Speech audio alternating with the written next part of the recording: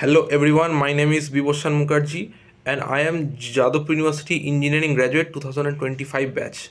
आज हम डिस्कस करने वाले हैं जादवपुर यूनिवर्सिटी का पावर इंजीनियरिंग डिपार्टमेंट का honest review. First of all, power engineering is a interdisciplinary department.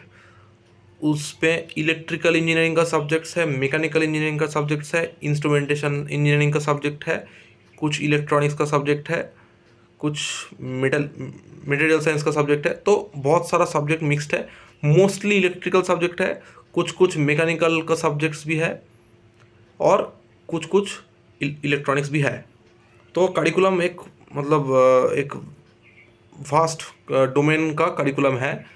बहुत सारा डोमेन तुम एक्सप्लोर कर सकते हो, लेकिन कुछ भी डोमेन बहुत डिटेल में नहीं है। लाइक इलेक्ट्रिकल इंजीनियरिंग बहुत ज़्यादा डिटेल में नहीं है, मैकेनिकल भी बहुत ज़्यादा डिटेल में नहीं है। मैकेनिकल का सिर्फ कुछ बेसिक सब्जेक्ट्स है, जैसे कि थर्मोडायनामिक्स, फ्लूइड मैकेनिक्स, ये सब है।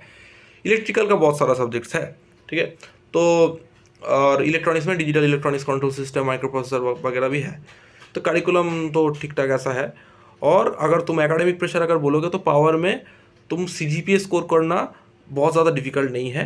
तुम अगर मीडियम पढ़ाई अगर करोगे तो डिसेंट CGPA आ जाएगा, 7.5 CGPA से 8 CGPA आ जाएगा अगर तुम मीडियम पढ़ाई किए तो। मैंने खुद इस डिपार्टमेंट से पास किया है, तो मैंने भी मीडियम पढ़ाई किया था, तो ज़्यादा दिक्कत नहीं होगा CGPA लाना। अगर तुम एकदम पढ़ाई नहीं करोगे तो तब दिक्कत आएगा, लेकिन अगर मीडियम पढ़ाई करोगे तो मार्क्स तो तुमको मिल ही जाएगा।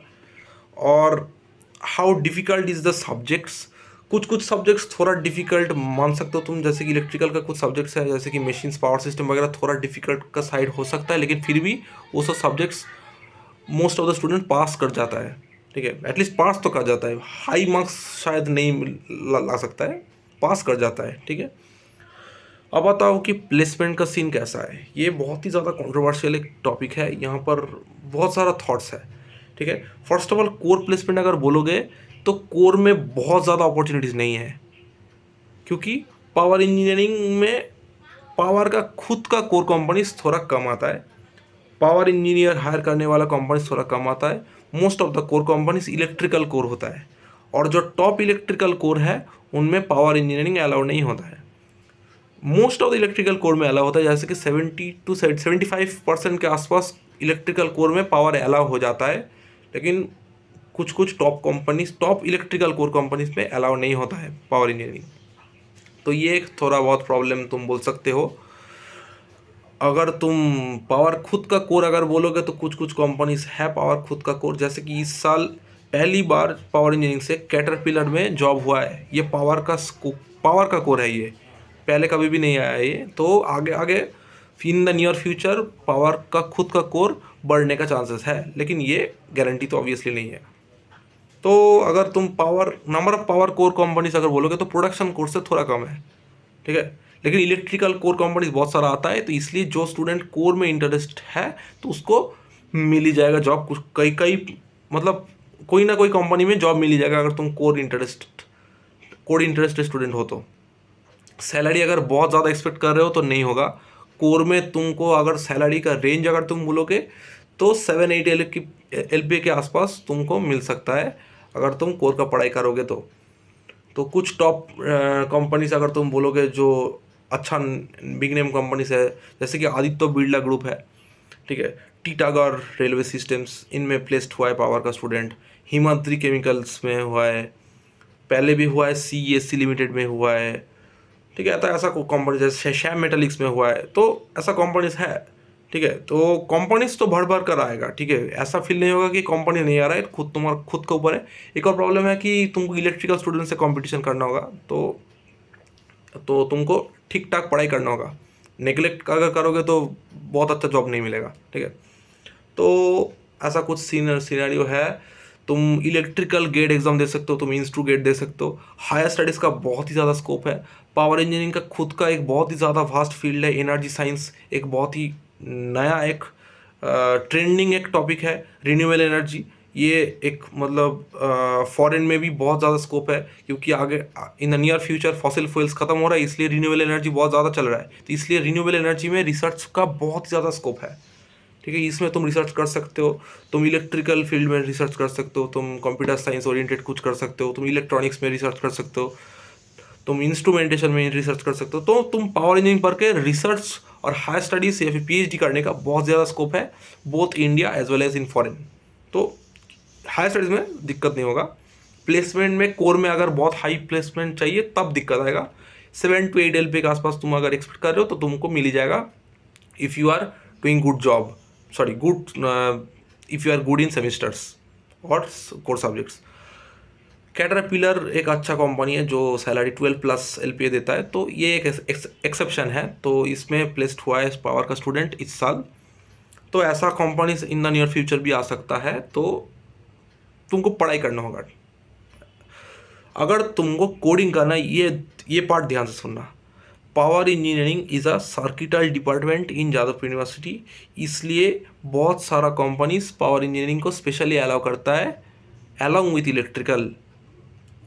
ऐसा भी बहुत सारा कंपनीज है जो नॉन सर्किटल डिपार्टमेंट को स्ट्रिक्टली अलाउ नहीं करेगा, जैसे कि केमिकल इंजीनियरिंग, मैकेनिकल इंजीनियरिंग को अलाउ नहीं करेगा, लेकिन पावर इंजीनियरिंग को अलाउ करेगा, because power engineering is a circuital department.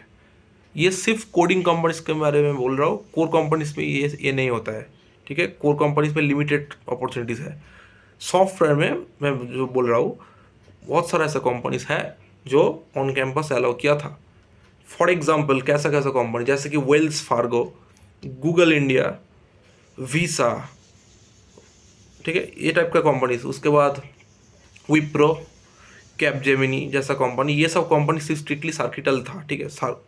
वो लोग आके ही बोला कि हम लोग सिर्फ सर्किटल डिपार्टमेंट्स को ही अलाउ करेंगे, नॉन सर्किटल को स्ट्रिक्टली अलाउ नहीं करेगा रिगार्डलेस ऑफ स्क्रीनिंग रैंक, ठीक है।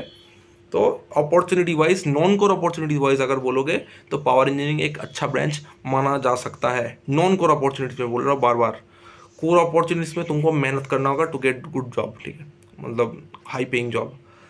तो ये ऐसा कुछ सीन है। अगर तुम गवर्नमेंट जॉब बोलोगे तो बहुत ही कम गवर्नमेंट जॉब्स है थ्रू गेट कुछ PSUs है, जैसे कि NTPC, power grid, Damodar valley corporation जैसा PSU अलाउ करता है। कुछ और भी PSU है, लेकिन बहुत सारा PSU अलाउ नहीं करता है पावर इंजीनियरिंग को। तुम अगर गेट इलेक्ट्रिकल में, ठीक है, गेट इलेक्ट्रिकल में अगर तुम अच्छा रैंक लाओगे, तुम NTPC जैसा कंपनी में तुम जॉब कर सकते हो, तुम रेलवेज में भी जा सकते हो, तुम IES में जा सकते हो। तो स्कोप तो है। तुम ओवरऑल बोल सकते हो कि इलेक्ट्रिकल इंजीनियरिंग में कुछ अपॉर्चुनिटीज अगर तुम घटा दोगे तो पावर इंजीनियरिंग हो जाएगा, ठीक है। मोटा मोटी ऐसा कुछ है पावर इंजीनियरिंग, ठीक है। अगर तुम मैकेनिकल में जॉब्स अगर स्कोप अगर बोलोगे तो बहुत ही ज़्यादा कम है, ठीक है, क्योंकि मैकेनिकल का तो सब्जेक्ट ही बहुत ही कम पढ़ा जाता है, इसलिए मैकेनिकल का कोर जनरली अलाउ नहीं करता है।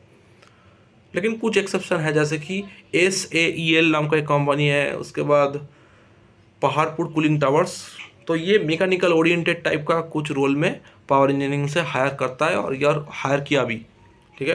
तो you have to study both electrical as well as mechanical subjects, लेकिन दोनों बहुत डिटेल में नहीं है, तो तुम सेमिस्टर पास करना ज़्यादा डिफिकल्ट नहीं होगा।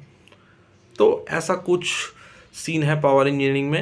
एकेडमिक प्रेशर थोड़ा कम के साइड में है, CGP स्कोर करना थोड़ा ईजियर है than many other departments. Coding करने का तुमको बहुत टाइम मिलेगा। गेट तुम इलेक्ट्रिकल में तो दे सकते हो। तो ऐसा कुछ है। अगर तुम एवरेज स्टूडेंट हो गए तो 6-7 LPA 7.5 LPA के आसपास तुमको कोर जॉब मिल सकता है इस डिपार्टमेंट से। तो मैंने सारा चीज़ डिस्कस कर लिया। अगर कोई और डाउट है तो नीचे कमेंट सेक्शन में लिखना। तो मिलते हैं नेक्स्ट वीडियो में, बाय।